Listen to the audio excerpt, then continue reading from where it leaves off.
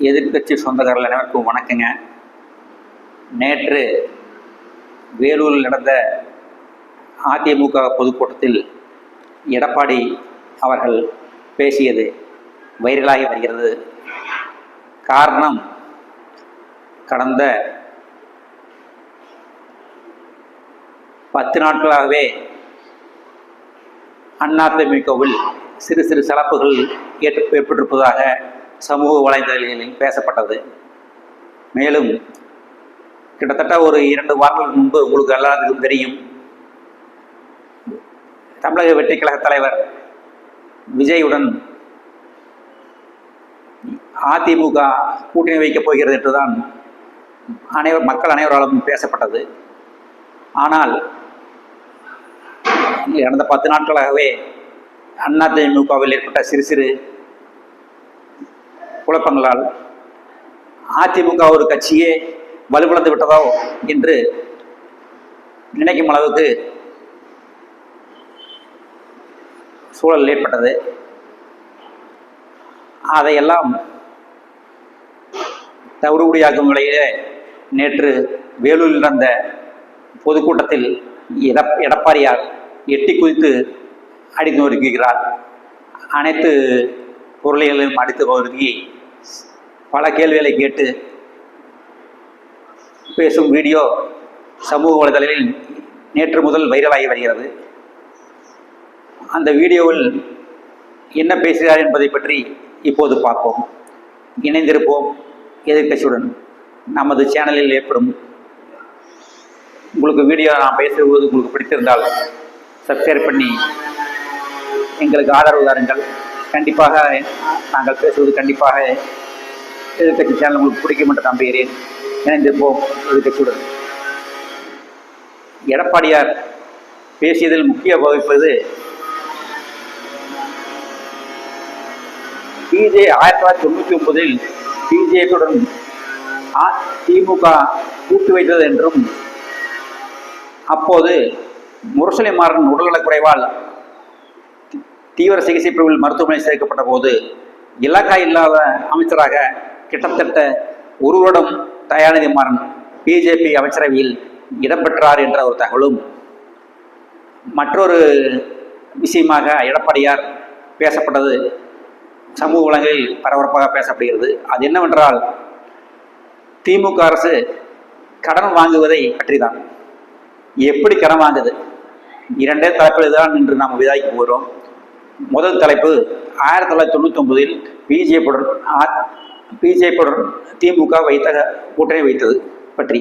2வது தலைப்பு, எப்படி கடன் வாங்கினாய், எப்படி கடன் வாங்குற என்று எடப்பாடியார் பேசியது அனைவராலும் ரசிக்கப்படுகிறது. அதை இப்போது அவர் என்ன பேசினார் என்பதை பார்த்திருப்போம். பார்ப்போம்.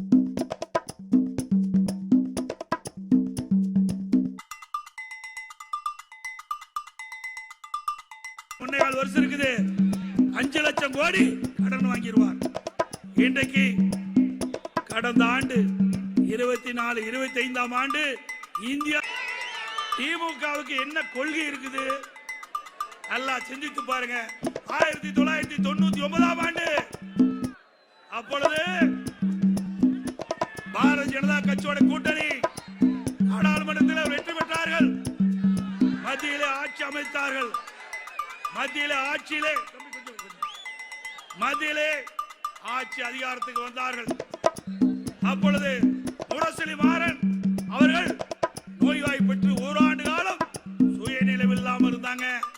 அப்பொழுது இலாக்கா இல்லாத அமைச்சராக பாரதிய ஜனதா அரசாங்கம் அவரை வைத்திருந்தது. 4 ஆண்டுல 3 லட்சம் கோடி கடன் வாங்கி சாதனை படைத்த அரசாங்கம் திமுக அரசாங்கம். இன்னும் 1.5 வருஷம், கிட்டத்தட்ட இன்னும் 1.25 வருஷம் இருக்குது. 5 லட்சம் கோடி கடன் வாங்கிடுவார். இன்றைக்கு கடந்த ஆண்டு 24-25ஆம் ஆண்டு இந்தியாவிலேயே கடன் வாங்குவதில் முதல் மாநிலம் தமிழ்நாடு. அந்த சாதனை தான் இன்றைய முதலமைச்சர் படைத்திருக்கிறார். இந்த ஆட்சியில கமிஷன் கலெக்ஷன்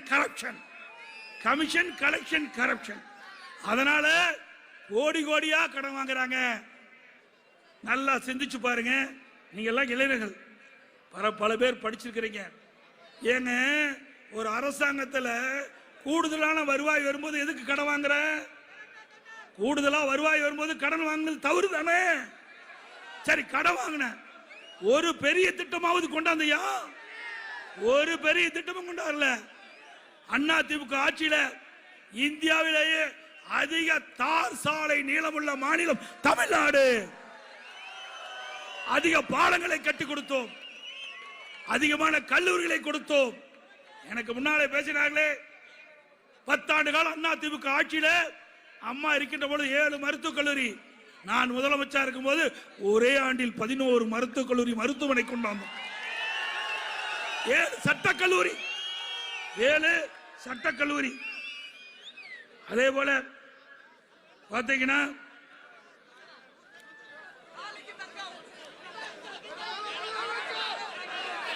அண்ணா திமுக ஆட்சியில 248 தொடக்கப்பள்ளி, 117